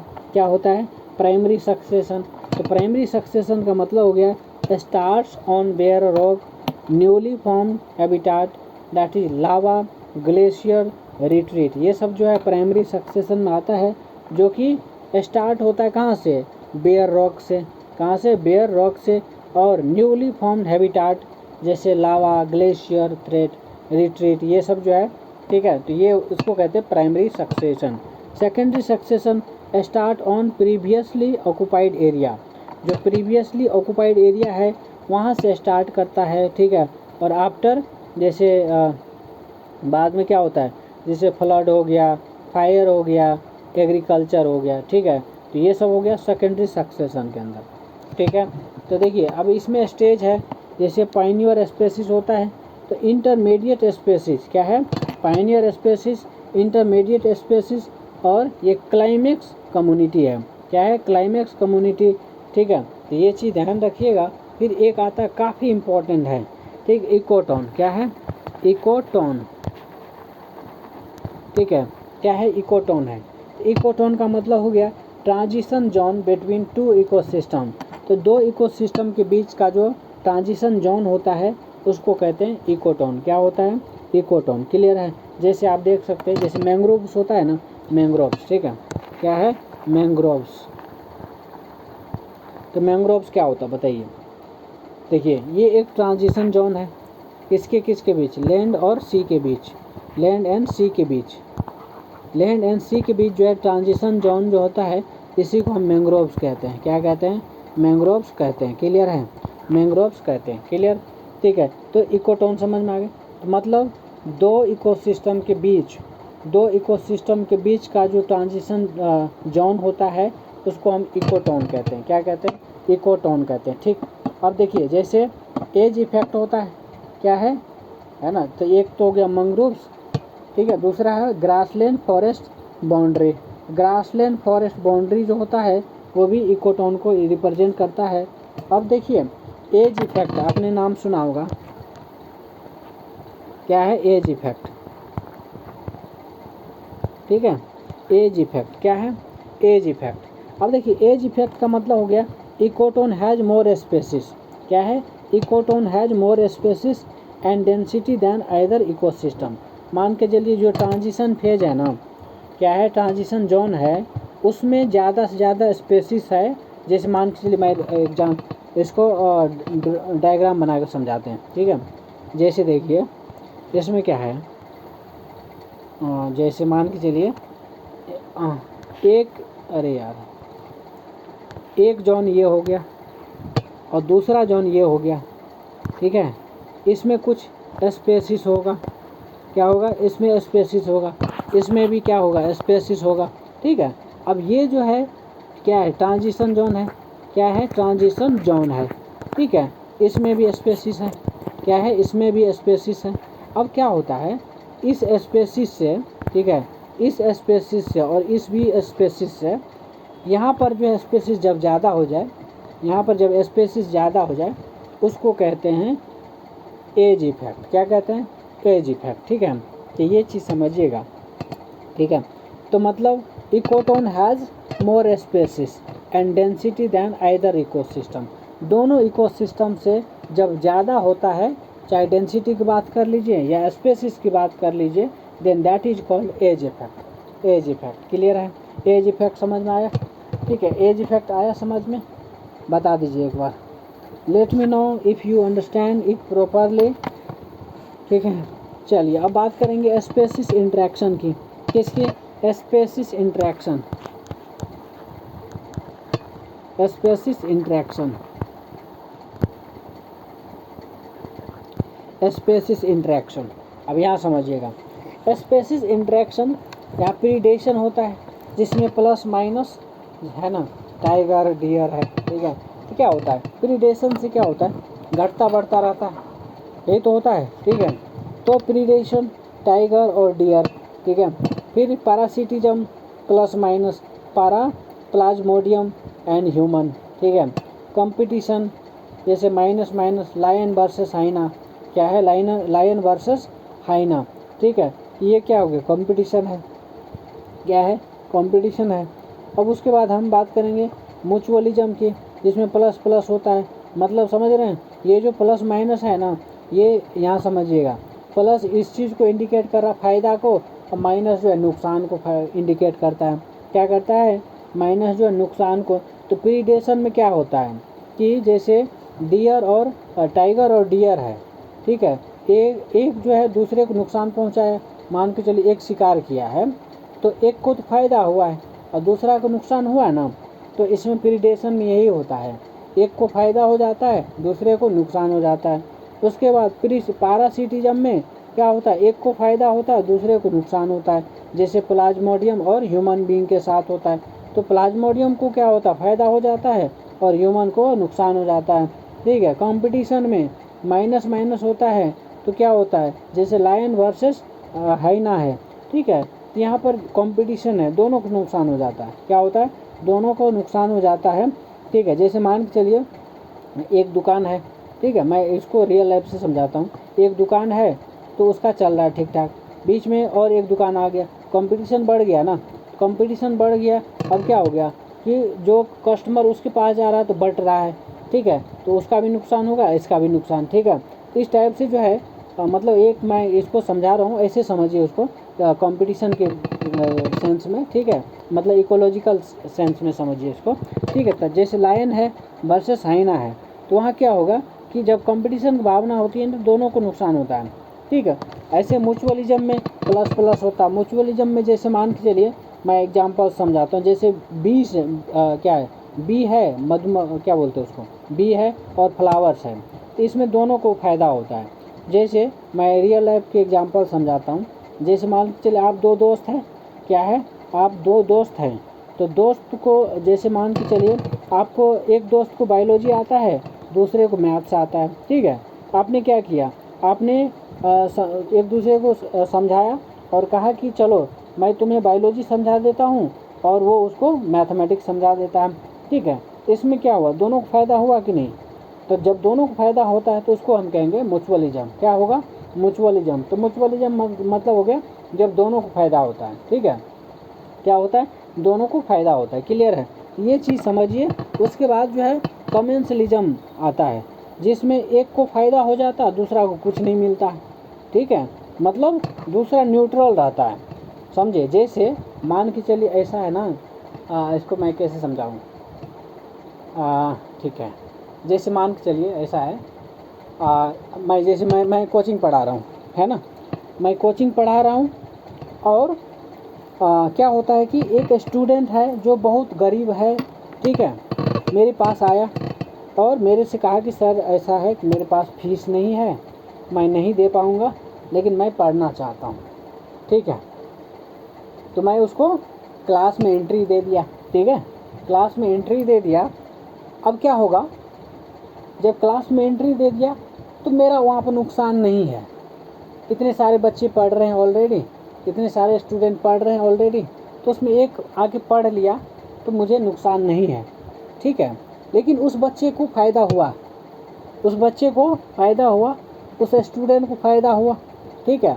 तो यहाँ पर क्या है, मेरा नुकसान 0 के बराबर है, ठीक है, लेकिन उस बच्चे को, उस स्टूडेंट को, उस एस्पिरेंट को जो है ना, हमसे फ़ायदा हुआ, वो प्लस में है, ठीक है। तो ये इसी को कहते हैं क्या, कमेंसलिज्म, क्या कहते हैं, कमेंसलिज्म। इसको आप समझिए जैसे बार्नेकल्स ऑन वेल्स, ठीक है, बार्नेकल्स ऑन वेल्स, जब वेल्स पर बार्नेकल्स होते हैं तो उस कंडीशन में बार्नेकल्स को फ़ायदा होता है, लेकिन होल्स को कुछ नहीं मिलता है, ठीक है, होल्स को उससे कोई फ़ायदा नहीं है, समझे कि नहीं समझे। जैसे मान के चलिए क्या बोलते हैं उसको, जैसे आप एक और एग्जांपल मैं समझाता हूँ उसको, एक चीज़ क्या, एक मैं भैंस है, ठीक है, क्या है, भैंस समझते हैं, ठीक है, भैंस है, भैंस जो है नदी क्रॉस कर रही है, ठीक है। अब उसमें क्या होगा, भैंस तो ऐसे भी नदी क्रॉस कर लेगी, लेकिन एक बच्चा है इस साइड है और उस साइड जाना चाह रहा है, नदी को उस साइड, तो भैंस, उस भैंस पर जो है वो बच्चा बैठ जाता है, ठीक है। भैंस पर बच्चा को बैठने से भैंस को नुकसान, ना तो नुकसान हो रहा है ना फ़ायदा हो रहा है, ठीक है। तो उस साइड वो चला गया, तो फ़ायदा किसको हुआ, बच्चे को फ़ायदा हुआ, ठीक है। तो ये भी एक कॉमेंसलिज्म का एग्जाम्पल है। तो इस टाइप से आप सोचिए, ठीक है। तो ये अब जैसे इकोलॉजी की भाषा में जो है इसको बार्नेकल्स ऑन व्हेल्स, ठीक है। इसमें बार्नेकल्स को तो फ़ायदा हो रहा है, लेकिन व्हेल्स को किसी तरह का फ़ायदा नहीं हुआ, ना ही नुकसान हुआ, ठीक है। तो दैट इज़ कॉमेंसलिज्म। उसके बाद एमेंसलिज्म होता है, एमेंसलिज्म, ठीक है। एक को नुकसान होता है, दूसरे को कुछ नहीं बिगड़ता है, एक को नुकसान होता है, दूसरे को कुछ नहीं बिगड़ता है, ठीक है। तो ये चीज़ है, तो ये है। तो ये जैसे आप एग्जाम्पल से समझिए, पेनिसिलिन है, जो पेनिसिलिन फंगस है ना, इनहिबिट करता है बैक्टीरिया के, ठीक है, इनहिबिट बैक्टीरिया। इसमें जो है जो पेनिसिलिन फंगस है, ठीक है, उसको नुकसान हो जाता है, लेकिन जो बैक्टीरिया है, ठीक है, बैक्टीरिया उसको कोई फ़ायदा, मतलब कोई फ़ायदा नुकसान नहीं होता है, ठीक है। जैसे इसको और रियल लाइफ एग्जांपल समझ लीजिए, ठीक है, रियल लाइफ एग्जांपल समझ, जैसे मान के चलिए मेरे पास जहर है, ठीक है, क्या है, जहर है, और उस जहर को हल्का सा एक पिंच, ठीक है, लेकर कोई खा लिया, क्या हुआ, तो मुझे नुकसान नहीं हुआ, मैं न्यूट्रल हूँ, ठीक है। लेकिन उस इंसान को क्या हो गया, नुकसान हो गया। तो ये भी एक एमेंसलिज्म का एग्जांपल समझ लीजिए, ठीक है। इस तरीके से आपको सोचना पड़ेगा, ठीक है। चलिए अब बात करते हैं इकोसिस्टम स्ट्रक्चर एंड फंक्शंस की, ठीक है। देखिए थोड़ा सा लंबा खिंचा रहा है, ठीक है। चलिए अब देखिए इकोसिस्टम स्ट्रक्चर एंड फंक्शंस की बात कर रहे हैं, ठीक है। तो देखिए स्ट्रक्चर की अगर बात करोगे, यहाँ पर बायोटिक कंपोनेंट्स होते हैं, क्या होते हैं, बायोटिक कंपोनेंट्स, जिसमें प्रोड्यूसर जैसे प्लांट्स, फाइटोप्लैंक्टन, ठीक है, ये सब प्रोड्यूसर्स है, क्या है, प्लांट्स, फाइटोप्लैंक्टन, ये सब क्या है, प्रोड्यूसर है। और जो दूसरा है कंज्यूमर, क्या है, जो कंज्यूम करता है, जैसे हर्बीवोरस है, कार्निवोरस है, ओमनीवोरस है, ये सब क्या है, कंज्यूमर है। अब एक होता है डिकम्पोजर, जैसे फंजाई, बैक्टीरिया, ये सब क्या है, आपका डिकम्पोजर है, क्या है, डिकम्पोज करता है, ठीक है। ये चीज़ है, तो ये बायोटिक कंपोनेंट्स के अंदर आता है।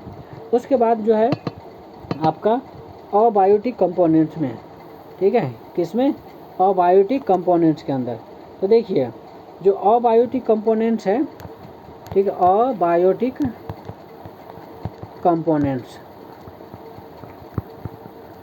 क्या है, अबायोटिक कंपोनेंट्स, ठीक है। अबायोटिक कंपोनेंट्स का मतलब हो गया सोलर, जैसे सोलर एनर्जी है, एयर है, वाटर है, सॉइल है, मिनरल्स है, ये सब क्या है, अबायोटिक कंपोनेंट्स है, क्या है, अबायोटिक कंपोनेंट्स है, क्लियर है, ठीक है। अब बात करते हैं फंक्शंस की, तो ठीक है, ये तो स्ट्रक्चर हो गया। दूसरी बात फंक्शन की बात करें, तो फंक्शन में जो है आप क्या सोच, जैसे एनर्जी फ्लो होता है, क्या है, एनर्जी फ्लो, ठीक है, क्या है, एनर्जी फ्लो, जैसे सन है, सन प्रोड्यूसर, फिर कंज्यूमर, फिर डिकम्पोजर, एनर्जी फ्लो इसी टाइप से चल रहा है। सन से जो है प्रोड्यूसर सनलाइट लेता है, फिर कंज्यूमर उसको कंज्यूम करता है, फिर डिकम्पोज होता है, इस टाइप से एनर्जी फ्लो चलता है, ठीक है। यहाँ पर समझिए एक है लॉज ऑफ थर्मोडायनामिक्स, क्या है, laws of, governed by laws of thermodynamics, ठीक है। अब यहाँ पर 10% एनर्जी जो है ट्रांसफ़र होता है to the next trophic level, ठीक है। नेक्स्ट ट्रॉपिक लेवल में जो है 10% एनर्जी ट्रांसफ़र होता है, इसी को हम कहते हैं लिंडमैन्स 10% लॉ, लिंडमैन 10% लॉ, इसको मैं लिख दे रहा हूँ,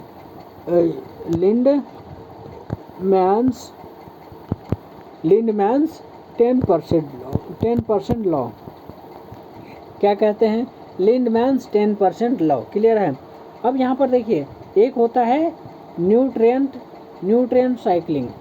न्यूट्रिएंट साइक्लिंग क्या है? न्यूट्रिएंट साइक्लिंग, ये समझ में आ रहा है? न्यूट्रिएंट साइक्लिंग, आप समझिए, जो न्यूट्रिएंट साइक्लिंग है, ठीक है, इसको बायोजियोकेमिकल साइकिल्स भी कहते हैं। क्या कहते हैं? बायोजियोकेमिकल साइकिल्स कहते हैं। तो एक तरह से समझ लीजिए कि जो बायो मतलब लिविंग ऑर्गेनिजम्स की बात हो रही है, और जियो मतलब अर्थ का, और केमिकल, समझ रहे हैं?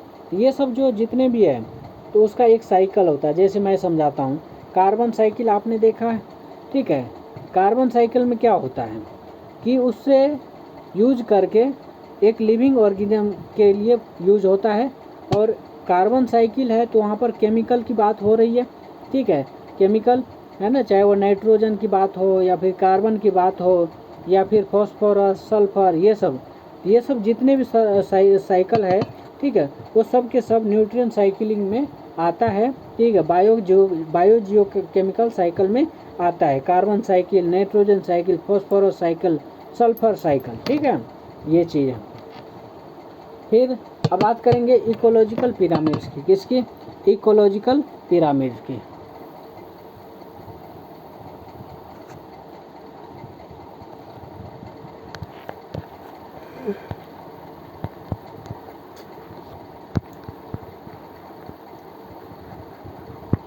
इकोलॉजिकल पिरामिड्स, ठीक है, क्या है?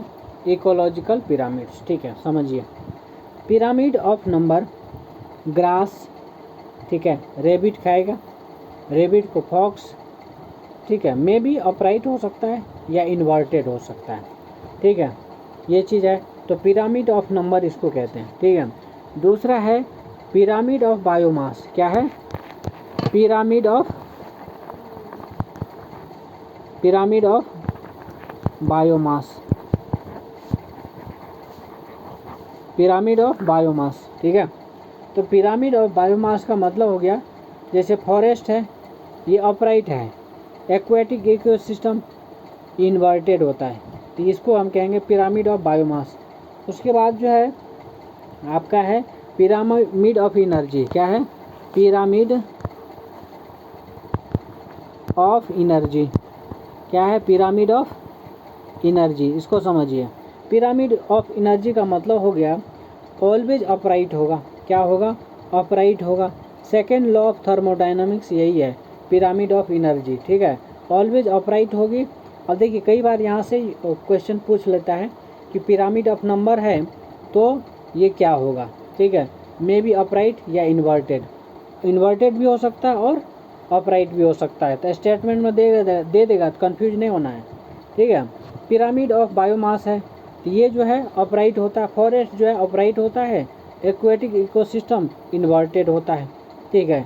तो यहाँ पर पिरामिड ऑफ बायोमास में फॉरेस्ट की अगर बात करेगा तो अपराइट, और एक्वेटिक इकोसिस्टम की अगर बात करेगा इन्वर्टेड।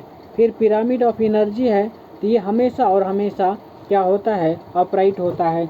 इसको हम कहते हैं सेकेंड लॉ ऑफ थर्मोडाइनमिक्स, ठीक है, ये चीज़ है। तो pyramid of energy can never be inverted. जो पिरामिड ऑफ एनर्जी है वो कभी भी इन्वर्टेड नहीं हो सकता है। तो इस चीज़ को स्टेटमेंट बना कर पूछ लेगा तो आपको पता होना चाहिए, ठीक है, क्या होना चाहिए? आपको पता होना चाहिए। क्लियर है? क्लियर है, बताइए, ठीक है। तो पिरामिड ऑफ एनर्जी जो है कभी भी इन्वर्टेड नहीं हो सकता है, ठीक है, ये इस चीज़ को ध्यान रखना है, इस चीज़ को दिमाग में सेट करना है। अब बात करते हैं टाइप्स ऑफ इकोसिस्टम, है ना। तो देखिए टाइप्स ऑफ इकोसिस्टम क्या क्या है, बताइए। Types of ecosystem, types of ecosystem, ठीक है, टाइप्स ऑफ इकोसिस्टम। एंड एक है नेचुरल इकोसिस्टम। क्या है? नेचुरल इकोसिस्टम, ठीक है। एक है नेचुरल इकोसिस्टम जिसमें आता है टेरेस्ट्रियल, फॉरेस्ट, ग्रासलैंड, डेजर्ट, ये सब नेचुरल इकोसिस्टम है। क्या है? Natural ecosystem, forest, grassland, desert. Aquatic में पॉन्ड, रिवर, ओशियन, ये सब एक्वेटिक नेचुरल इकोसिस्टम है। अब आता है दूसरा है आपका artificial ecosystem. Artificial ecosystem, artificial ecosystem. अब देखिए artificial ecosystem, agriculture, aquaculture, croplands, ये सब जो आर्टिफिशियल इकोसिस्टम के अंदर आता है। तो ये ध्यान रखिएगा, एग्रीकल्चर हो गया, एक्वाकल्चर हो गया, प्लांट हो गया, क्रोप्लांट हो गया, ये सब जितने भी है आर्टिफिशियल इकोसिस्टम में आता है, समझे। अब बात करेंगे बायोम्स ऑफ द वर्ल्ड, ठीक है, काफ़ी इंपॉर्टेंट है, यहाँ से क्वेश्चन भी आता है, ठीक है। क्या है बायोम्स ऑफ द वर्ल्ड, अब ध्यान दीजिएगा। अरे यार, क्या है बायोम्स ऑफ द वर्ल्ड, ठीक है, biomes of the world, biomes of the world, ठीक है। क्या है बायोम्स ऑफ द वर्ल्ड, ठीक है। यहाँ समझिएगा, ट्रॉपिकल रेन फॉरेस्ट है ना, हाई बायोडाइवर्सिटी, एवरग्रीन। क्या है ट्रॉपिकल रेन फॉरेस्ट यानी कि हाई बायोडाइवर्सिटी, एवरग्रीन, ये सब जितने भी है ट्रॉपिकल रेन फॉरेस्ट में आता है। ट्रॉपिकल रेन फॉरेस्ट के अंदर आपको हाई बायोडाइवर्सिटी, ठीक है, एवरग्रीन, ये सब जो है आपका ट्रॉपिकल रेन फॉरेस्ट में आता है, हाई बायोडाइवर्सिटी, ठीक है। फिर एवरग्रीन, फिर सवाना आता है, ठीक है। ये तो हो गया ट्रॉपिकल रेन फॉरेस्ट। दूसरा है सवाना। सवाना क्या है, सवाना जो ट्रॉपिकल ग्रासलैंड होता है, ठीक है, ट्रॉपिकल ग्रासलैंड, ठीक है, जो अफ्रीका, लायंस, एलिफेंट, ये सब जो है आपको सवाना ट्रॉपिकल ग्रासलैंड में पाया जाता है, ठीक है। अब देखिए क्या कहते हैं डेजर्ट, जेरोफाइटस, ये पूछा भी था, जेरोफाइटस, रेप्टाइल्स, ये सब डेजर्ट में आपको देखने को मिलेगा, ठीक है, ये सब आपको डेजर्ट में देखने को मिलेगा, जेरोफाइट्स, रेप्टाइल्स, ये सब डेजर्ट, ठीक है। फिर टेम्परेट ग्रासलैंड है ना, प्रेरी, स्टेपी, तो ये सब किस टाइप का, टेम्परेट ग्रासलैंड, प्रेरी, स्टेपी, याद रखना। ताइगा, बोरियल फॉरेस्ट, कॉनिफेरस, ठीक है, कॉनिफर्स और कोल्ड रीजन्स में ये देखने को मिलेगा, टाइगा, बोरियल फॉरेस्ट, ठीक है। फिर आता है आपका टुंड्रा, परमाफ्रॉस्ट, ठीक है, परमाफ्रॉस्ट, लाइकेंस, मॉसेस, ये टुंड्रा में देखने को मिलेगा, ठीक है, ये याद रखना, ठीक है। एक बार मैं फिर से बता रहा हूँ, tropical rain forest, high biodiversity, evergreen, savanna tropical grassland, African lions, elephant, desert, xerophytes, reptiles, temperate grassland, prairie, steppes, taiga, boreal forest, conifers, cold regions में देखने को मिलेगा, tundra, permafrost and lichen mosses, ठीक है, ये सब चीज़, ठीक है। तो हमने सारी चीज़ जो है एक एक करके देख लिया है। अब जो है और भी इसमें है, बहुत सारे कॉन्सेप्ट है, ठीक है, तो इसको हम पूरा ही करेंगे, ठीक है, कोई चीज़ छोड़ेंगे नहीं, समझे, ताकि आपको पिक्चर जो है क्लियर हो जाए, ठीक है। और थोड़ा सा पिक्चर क्लियर करने के लिए मुझे इशू इसलिए आ रहा है क्योंकि यहाँ पर ना जो बोर्ड दिख रहा है ना आपको, वो छोटा है, और इसमें जो है बहुत सारी चीज़ जो है इंसर्ट करने के लिए हमें टाइम चाहिए, ठीक है, इंसर्ट करने के लिए टाइम चाहिए, और थोड़ा सा जो कहते हैं टेक्नोलॉजिकल एडवांस, ठीक है, तो उसमें है ना लैकिंग दिख रहा है। लैकिंग ये है कि क्योंकि फीचर्स, अगर डिवाइस की फीचर्स जितना रहेगा ना उसी के हिसाब से आप काम कर सकते हैं, ठीक है। वही आपको एक बड़ा सा डिजिटल बोर्ड पे, और उसमें भी अलग अलग फीचर्स के आते हैं ना, ठीक है, तो उसके हिसाब से हम कर सकते हैं, ठीक है। तो अभी जो है थोड़ा सा मैनेज करना पड़ेगा, ज़्यादा डायग्राम दिखा नहीं सकते, अभी ज़्यादा मैप वगैरह दिखा नहीं सकते, क्योंकि उसको दिखाने के लिए हमें बहुत एफर्ट लगाना पड़ रहा है, ठीक है। तो उस चीज़ को थोड़ा सा अभी कॉम्प्रोमाइज़ करना पड़ सकता है, लेकिन हाँ ठीक है, कुछ अभी अभी इतना देखिए, अभी जो है ना हमारा भी इंटेंशन कहीं और रहता है, ठीक है। तो उस उतना करने में जो है ना फिर मेरे पास भी क्या होता है ना, टाइम का कंस्टेंट रहता है, ठीक है, तो उसके हिसाब से हम भी कॉम्प्रोमाइज़ हम कर रहे हैं, ठीक है। तो वो थोड़ा सा कॉम्प्रोमाइज़ कीजिएगा इसको, ठीक है। चलिए अब बात करेंगे, ठीक है, एक सेकेंड,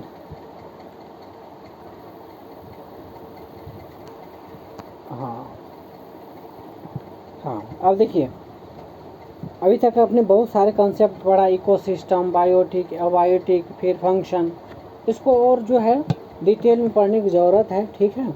क्योंकि देखिए जितने भी चीज़ है ना, आपको एक यहाँ से क्वेश्चन 110% आपको देखने को मिलेगा, ठीक है। तो इसको एक एक करके जो है ना फिर से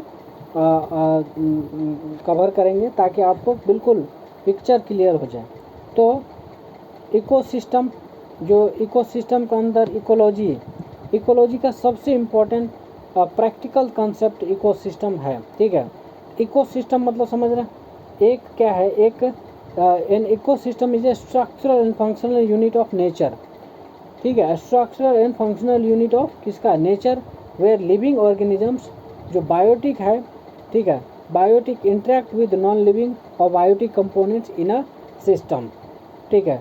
फिर हमने components of ecosystem, biotic that is plants, animal, microbes, producers, autotrophs जिसको कहते हैं plants, algae, energy capture via photosynthesis.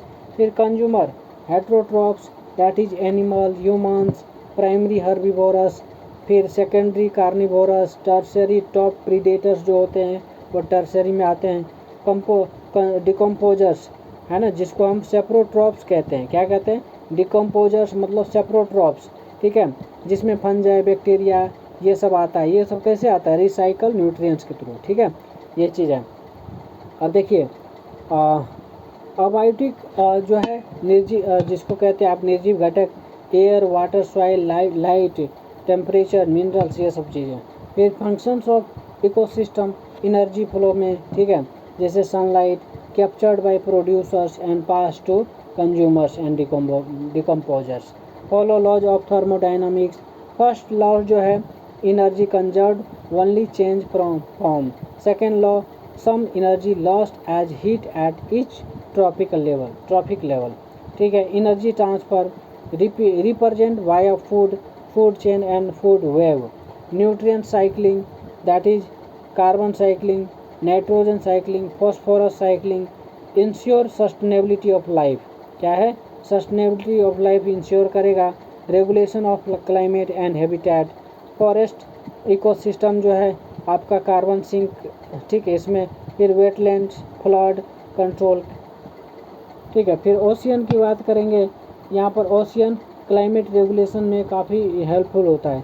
फिर food chain and food web है ना, यहाँ पर फूड चेन जो है linear sequence of organisms where energy flow from producers to top consumers, ठीक है।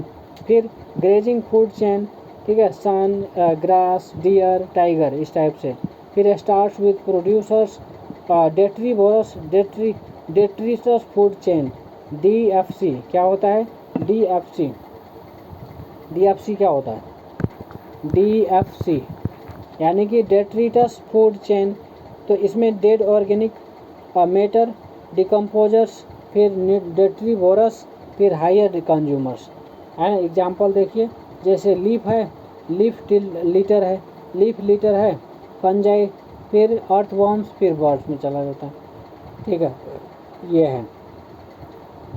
फिर फूड वेब की अगर बात करें तो interconnected food chains in ecosystem, ठीक है, more realistic than linear food chain, है ना। ये प्रोवाइड क्या करता है, stability to ecosystem if one specific extinct alternate क्या पाथवेज एग्जिस्ट, ठीक है, ये चीज़ है।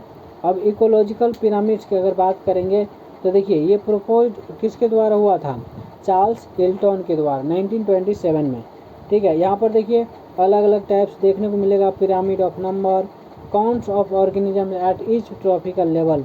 एग्जांपल देखिए, grassland, grass, large number, grasshopper हो गया, फ्रॉग हो गया, स्नेक्स हो गया, ईगल हो गया, ठीक है। कैन बी अपराइट और इन्वर्टेड। पिरामिड ऑफ बायोमास होता है, ठीक है, जिसमें हम बात करते हैं बायोमास, जिसमें total weight at each level, ठीक है। फिर जैसे फॉरेस्ट है, अपराइट होता है, aquatic inverted due to phytoplankton, ठीक है। बायोमास लॉ होता है क्योंकि हाई प्रोडक्टिविटी होती है, ठीक है। Pyramid of energy, flow of energy at each tropical level, always upright होता है, क्या होता है, always upright, energy decrease at each step due to heat loss, ठीक है।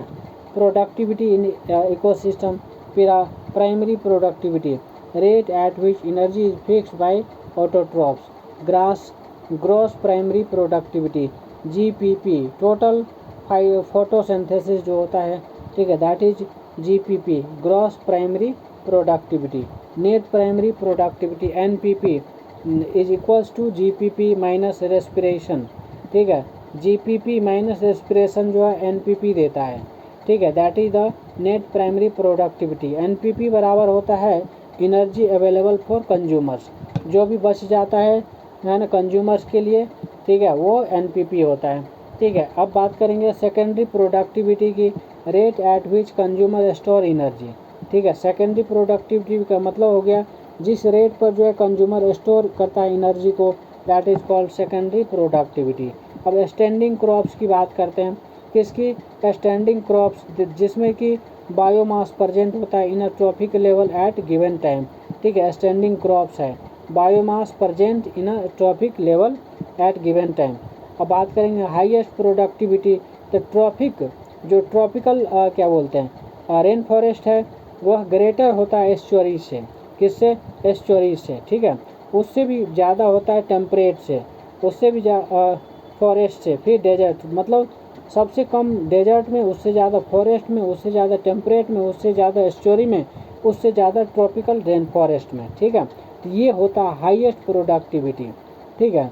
इस टाइप से जो है आपको ध्यान रखना है। ये कई बार जो है मैच ऑफ द फॉलोइंग या फिर इस टाइप से कह लिख देगा कुछ है ना स्टेटमेंट बेस्ड क्वेश्चन में, तो ध्यान रखना चाहिए। सबसे ज़्यादा जो है आपका ट्रॉपिकल रेन फॉरेस्ट, उससे नीचे एस्चुअरीज, उससे नीचे टेम्परेट, उससे नीचे फॉरेस्ट, उस सबसे नीचे डेजर्ट, ठीक है। तो प्रोडक्टिविटी जो है सबसे कम जो है डेजर्ट में है, उससे ज़्यादा फॉरेस्ट में है, उससे ज़्यादा टेम्परेट में है, उससे ज़्यादा एस्चुअरी में है, उससे ज़्यादा ट्रॉपिकल रेन फॉरेस्ट में है, ठीक है, ट्रॉपिकल रेन फॉरेस्ट, ये याद रखिएगा, ठीक है। फिर इकोलॉजिकल निश, जिसको हम पारिस्थितिक स्थान कहते हैं, क्या कहते हैं, इकोलॉजिकल निश, पारिस्थितिक स्थान, इस जो कि जोसेफ ग्रीनेल के द्वारा जो है ना दिया गया है वर्ड, ठीक है, और चार्ल्स इल्टन के द्वारा। बाद में जो है इसको एक्सपेंड किया गया किसके द्वारा, जी इवलिन के द्वारा, किसके द्वारा, जी इवलिन के द्वारा। पूरा नाम है जी इवलिन, ठीक है, हुचिनसन, ठीक है। अब देखिए निश क्या है, functional role of species in a ecosystem. अब ये इसमें क्या क्या इंक्लूड होता है, निश में जो है हैबिटाट भी आ जाता है, ट्रॉपिकल लेवल भी आ जाता है, इंटरेक्शंस भी आ जाता है, ठीक है। तो कहने का मतलब इसमें जो है हैबिटाट जहाँ पर वह रहता है, ट्रॉपिकल लेवल है ना, ट्रॉपिक लेवल का मतलब हो गया कि उसका जो फूड है, और इंटरेक्शन का मतलब हो गया जो बाकी के साथ जो है क्या करता है, इंटरेक्ट करता है, ठीक है। ये चीज़ है, क्लियर है। अब बात करते हैं जैसे आपका टाइगर हैबिटेट होता है, टाइगर हैबिटेट, फॉरेस्ट और निश जो है यहाँ पर कार्निवोरस है, टॉप प्रीडेटर, ठीक है, क्या है, कार्निवोरस और टॉप प्रीडेटर है टाइगर, तो ये चीज़ समझिए। फिर इकोलॉजिकल सक्सेशन है ना, जिसमें हम natural gradual process by which ecosystem change and develop over time, ये है इकोलॉजिकल सक्सेशन, जिसमें हम क्या करते हैं, नेचुरल तरीके से ग्रेजुअल प्रोसेस से जो है इकोसिस्टम में चेंज होता है, ठीक है, क्या होता है, इकोसिस्टम के अंदर चेंज होता है और डेवलप होता है over the time, that is called ecological succession. क्या होता है, इकोलॉजिकल सक्सेशन, क्लियर है। अब इसके भी अलग अलग टाइप्स है। प्राइमरी सक्सेशन होता है जैसे ऑन बेयर लैंड, ठीक है, bare land, no life earlier, ऐसा लैंड जहाँ पर कोई लाइफ ही पॉसिबल नहीं था, ठीक है, तो वो एक तरह से जब उस पर जो आता है तो that is called primary succession. Example volcanic lava, ठीक है, सैंड ड्यून्स, बेयर रॉक्स, ये सब प्राइमरी सक्सेशन का एग्जाम्पल है, ठीक है। पाइनियर स्पेसिस, क्या है, पाइनियर स्पेसिस, जिसमें lichens, Moses, soil formation, grasses, ठीक है, श्रब्स, क्लाइमेक्स फॉरेस्ट, ये सब जो है किसका एग्जाम्पल है, प्राइमरी सक्सेशन का है।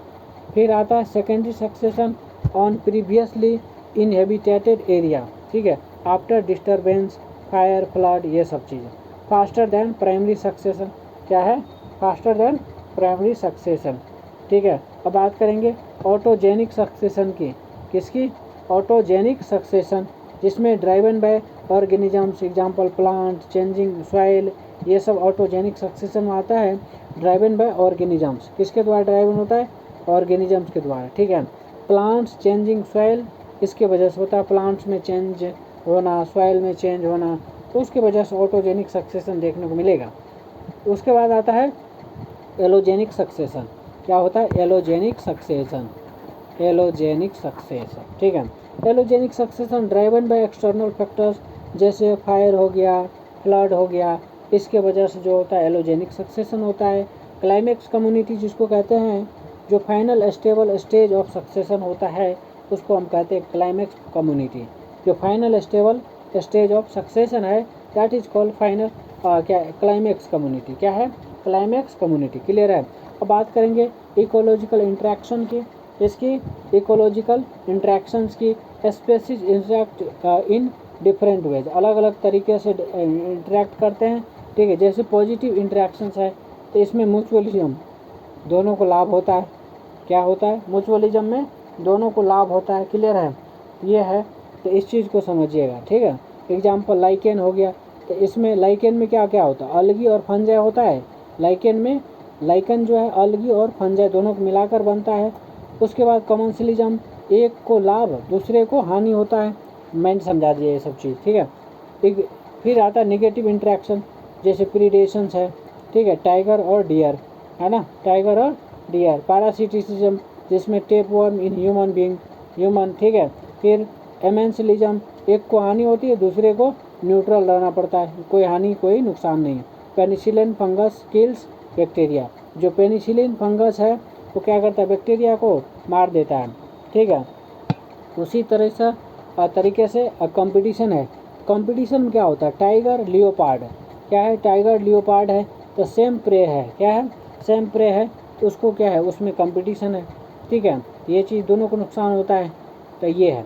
बायोम ऑफ द वर्ल्ड, अगर बात करें बायोम ऑफ द वर्ल्ड की, तो यहाँ पर समझिएगा बायोम ऑफ द वर्ल्ड, यहाँ पर देखिए बायोम जो है लार्ज इकोलॉजिकल रीजन है with distinct climate, vegetation and fauna, ठीक है। बायोम क्या है? लार्ज इकोलॉजिकल रीजन है with distinct climate, vegetation and fauna. इसमें मेजर बायोम्स जो है, अगर बात करें मेजर बायोम की, तो क्या क्या है बताइए? मेजर बायोम क्या क्या है वो बताइए फटाफट। मेजर बायोम, ठीक है, मेजर बायोम क्या है? मेजर बायोम, ठीक है। अब देखिए मेजर बायोम्स में आपको फॉरेस्ट बायोम दिखेगा। क्या है? फॉरेस्ट बायोम्स, ठीक है, फॉरेस्ट बायोम्स। अब यहाँ समझिए फॉरेस्ट बायोम जो है, ठीक है, ट्रॉपिकल रेन फॉरेस्ट जो जैसे Amazon, western Ghats, temperate forest, Europe, north east USA, Tyga, coniferous, ठीक है, साइबेरिया, कनाडा, ये सब जो है फॉरेस्ट बायोम्स में आता है।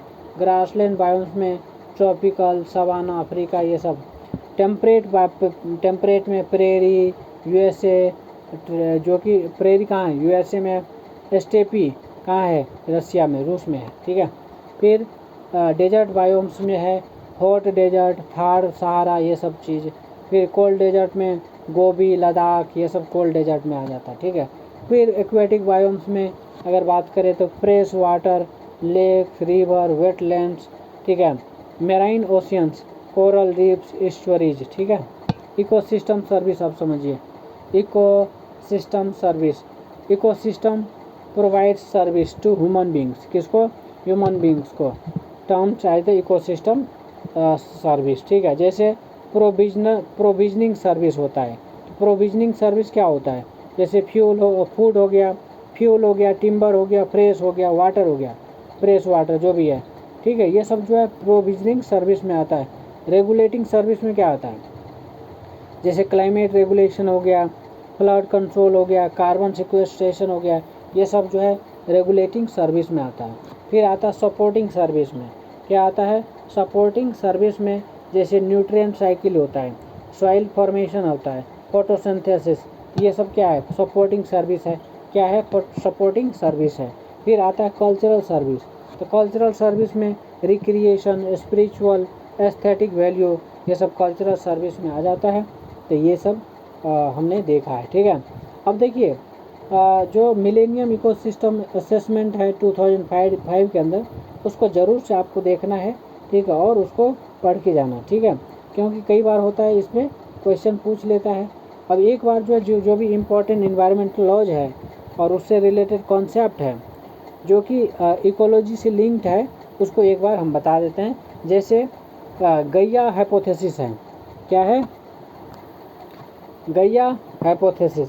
इसमें जो है जेम्स लवलॉक, ठीक है, James Lovelock, earth behaves as self regulating living organisms, biosphere reserves concept, UNESCO man and biosphere MAB programmes, ecological footprint, human demands versus earth capacity to regenerate.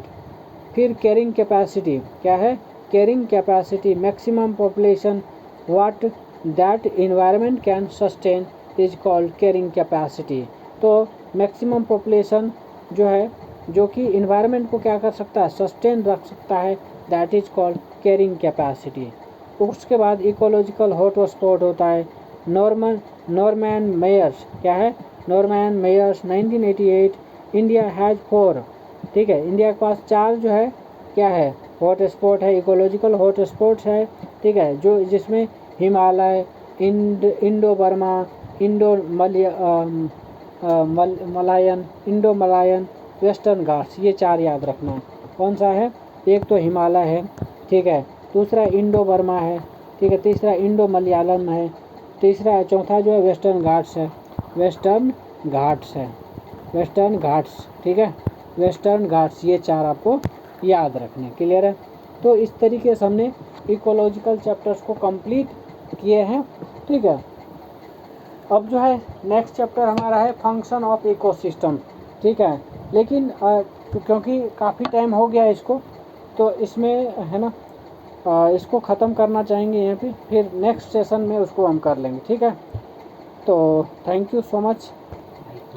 देखिए कुछ क्वेश्चंस हैं, ठीक है, उसको भी मैं चाहूँगा इंक्लूड ही कर देता हूँ, ठीक है, ताकि है ना एक चैप्टर ख़त्म होने के बाद जो है आपके पास एक क्वेश्चन का कलेक्शंस मिल जाता है, तो एक तरह से रिवाइज भी हो जाता है वो चीज़ें, ठीक है।